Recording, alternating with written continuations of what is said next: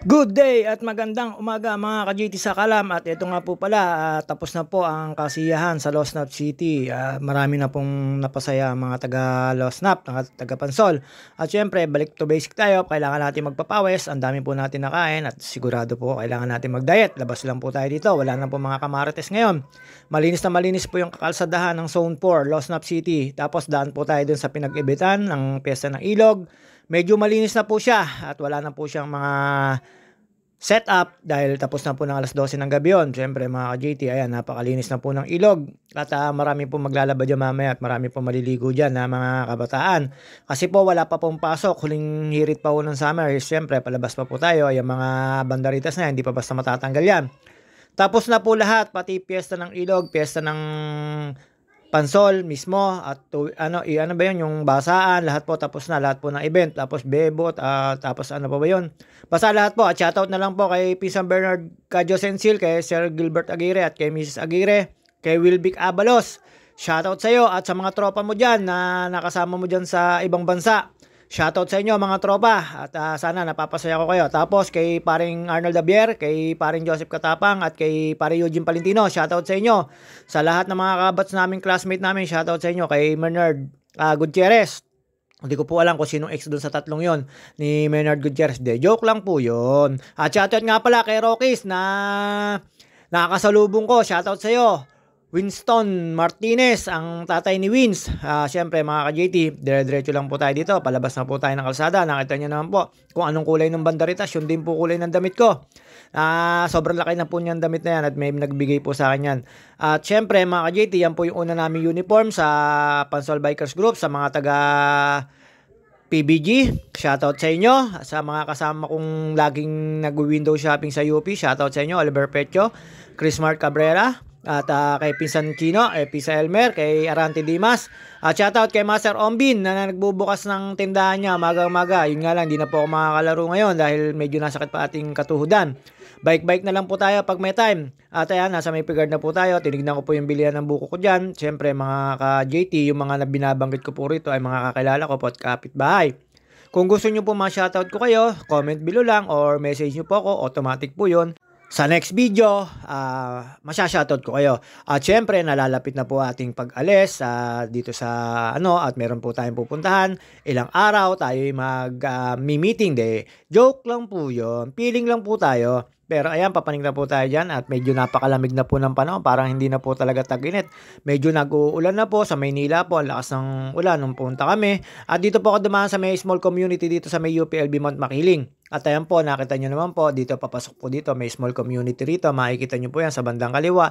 Ang ilaw po nila dito, pagkakaalam ko ay solar. Wala pa po ako nakikitang kuryente rito, solar, tsaka yung battery lang po nakikita ko rito. Minsan napapadaan po kasi ako sa gabi at na-interview ko po yung mga tao dito sa small community nito. Hindi ko po alam kung nakakasakop na baryo dito, parang malaking bato. Ano yun, hindi mo alam, tapos sasabihin mo, parang malaking bato. JT Sakalam, Joker. At yun nga po mga kasakalam, dire-diretso lang po tayo dito. Medyo pababa po to, kaya ingat-ingat po tayo. Ito po ay ibang way po na galing papuntang Mount Makiling, papasok po ng UPLB. At yun nga po, tatambay po tayo doon. Hindi naman po baring hindi tayo tatambay doon. At ito na po ulit, regular season.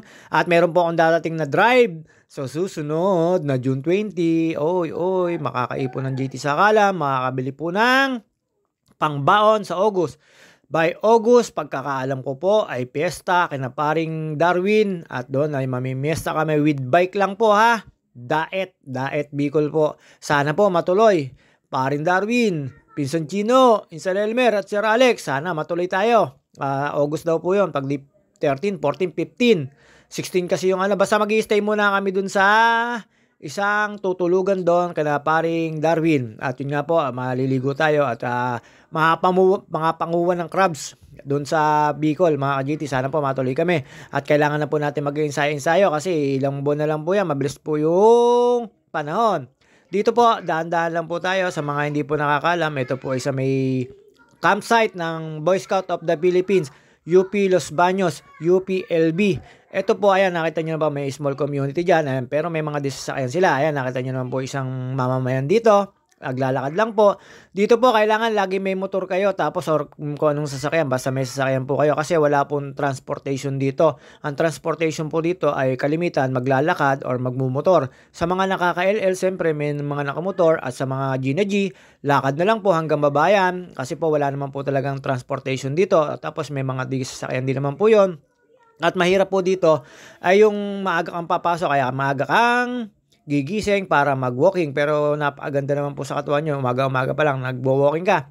Dati po ang dami ko nakikita mga estudyante rito, papasok po dyan, pababa po yan kasi nandito po yung pinakamalapit na school. Kumpara doon po sa Aahon pa sila, papuntang Picard, meron din po school doon. Pero dito po sa paloob ng UP, paglabas po nyo po kasi dito sa may library, may sakayan na. Dito po sa may pakabila na yung inaahon namin sa may Picard ay puro lakad lang po tapos tricycle pa doon sa may Poso or doon sa may small community rin din po doon sa may fruit stand, bilihan ng prutas. Fruit stand na, bilihan po ng prutas. Ayan, paglabas po dyan, syempre mga ka-JT, tambay na po tayo sa UPLB. Dito po, nag-sightseeing po tayo. At meron po tayo nakakwentuhan dyan ng mga katropahan. Habang nagkukwentuhan kami dyan, dumaan yung tatlo, spotted. Una ko palang na-spotted si Master Dong Lavapies, bitin daw po siya, papanik daw po siya ng forestry hanggang Aguila Base. Tapos spotted po dito yung tatlo, si Ryan, si Gary, at wala lang po si ano ba yung nakalimutan ko po yung isang pangalan na nakalimutan ko po. At wala lang po si Paring Darwin at yun nga po narinig ko ngayon. Pag-edit ko, narinig ko, umaatras yung e-bike ni ate, hindi ako tinawag, siguro akala niya wala ako, hindi niya alam na nandito ako. At kaya niya naman maglabas ng e-bike sa bahay niya kasi wala namang nakaparada at walang tricycle. Kaya pag meron lang, tawag ako nun. At syempre, tuloy ko na po yung pag-edit, pati ba naman yun, JT Sakalam, nabanggit mo yun, para lang may masabi. At dito po mga JT, nakita niyo naman po, ang sarap minsan maging nagja-jogging dito. At saka nakita ko po dito si Jed na nagja-jogging, lagi po nagja-jogging yun. Solo din po yun. Kakilala po ni Toto Akaya. Shoutout nga pala kay Ate Jenny, kay Kukay, Ate Casey, kay Robin, kay Lester, kay Ate Katkat, kay DK, at kay Giyot na galing dito. Napakalakas kumain na, puro binata na. Pwede na sumakabilang bakla. Joke lang po. At yun nga po mga kasakalam JT, dinalaw po tayo ng dalawang pamangkin. At syempre, alam naman natin wala na silang dito, uuwian, kaya pinag-stay ko muna dito sa amin. At yun nga po, hindi ko na alam kung umuwi na sila o hindi, basta nagpunta sila sa chewy nila at may swimming daw. At yun nga po, after po natin magpapawes at dumaan sa isang simbahan, mga ka-JT, dumiretso na po tayo pauwi at dito po tayo sa kahabaan ng junction. At alam nyo naman po, itong kahabaan ng junction na to, medyo busy itong lugar na to, pero sa ngayon, ngayong umaga, alas 7 po ng umaga, hindi na po busy, nakakatuwa naman po. May kilala po ako ditong nag-aaral sa Trace. Lagi pong late umuwi kasi traffic daw po, tapos punuan ng jeep. Totoo naman yung katwiran na yun, lalo pagka fixed hour, sigurado naman po yun, maraming mga sasakyan at ang dami nag-aawasan. Pagkalampas ko lang po dito sa may baryo Malaking Bato, tapos anos na po ito, dito na po nakatira si na Papa Mart Daniel Mendoza. Yung mag-asawa ngayon na nasa Tayabas, dito malapit ang bahay nila dito ko pinupuntahan si Papa Mart Daniel Mendoza, anak ni Kuya Rowel. At yun nga po, syempre mga ka-JT, hindi naman po tayo magtatagal dito at tatambay na po tayo dun sa Losnap City. Ang laki po ng pagbabago ngayon ng Losnap City kasi po wala na pong maingay ngayon at wala na rin pong mga party kasi tapos na po lahat ng event at pati ang piyesta. At yan po, syempre magpapakit na naman po tayo. Uy, namamayat na naman. At konting diet pa, JT Sakalam. Naging 78 ka na naman. Pababain mo ba? Ayan, nakatambay lang po ako sa harap ng bahay. At pineplex ko lang po yung kulay orange kong medyas. Peeling po tayo kasi. At buti na lang po, so nakisama ang ating sipon. Hindi po natin na ngayon yung sipon ko. Wala na po akong sipon. Pagaling na po hanggang sa tanggalin ko po yung medyas ko dyan. Syempre, nakakita ko po dyan sina Johan, at ayan mga ka-JT, nakita nyo naman po yung mga minamarites ko. Walang marites ngayon. Tumambay po ako dun sa minaningil po sa akin yan, si Jean Luzon. Siningil po ako, sabi ko araw-araw hulog, piso, parang bumba, hindi raw pwede yun. Dahil siyempre, cook yun.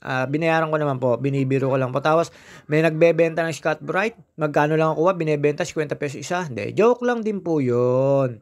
Nakita ko lang po yung mag-i-Scotch Brite na bilihan niya. At yan, mga ka-JT, na lagi nyo po makikita yan sa kalsada ng Pansol. Pero dito lang po yan sa may amin. Sa mga binabanggit ko po, taga sa amin lang, nakakaalam. At shoutout nga pala po doon sa mga nag-review sa akin at nanonood at nagpupuso sa My Day ko. Shoutout sa inyo. marami pong mga event na nami-miss nyo dahil wala na po kayo sa baryo na 'to. At hindi ko po alam kung nag-asawa kayo o lumipat ng bahay. Siyempre kanya-kanyang panapanahon din 'yan. Palakad-lakad lang po tayo diyan, sinilip ko lang po diyan sina Salsam, mga ka-GT. At nandiyan po yung mga kabataan, makikita niyo po yung mga bata na 'yan na naggagawa po ng saranggola, yung mga kaabalahan nila.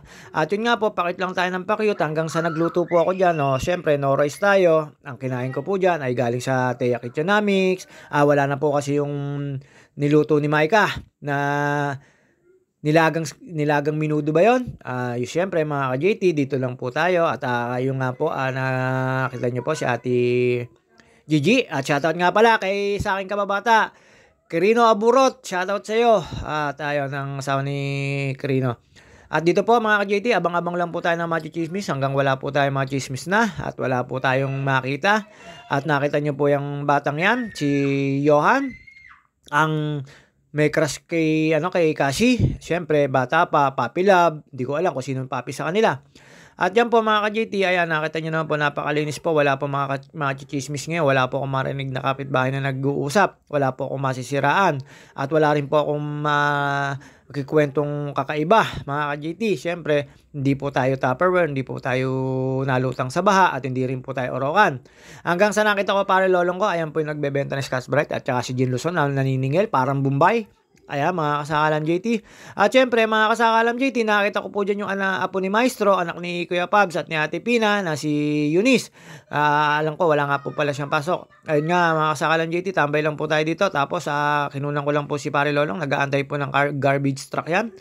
Pagkatapos ko po doon mag-chismis, dito na po ako pumunta. At wala po ako na bagong chismis doon at wala akong narinig.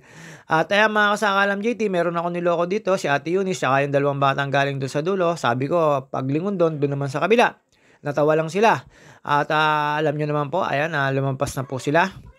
Hindi ko po alam kung saan pupunta yung dalawang yan. Ayan po yung mga nagawa ng saranggola. Guryon po rito mga ka-JT.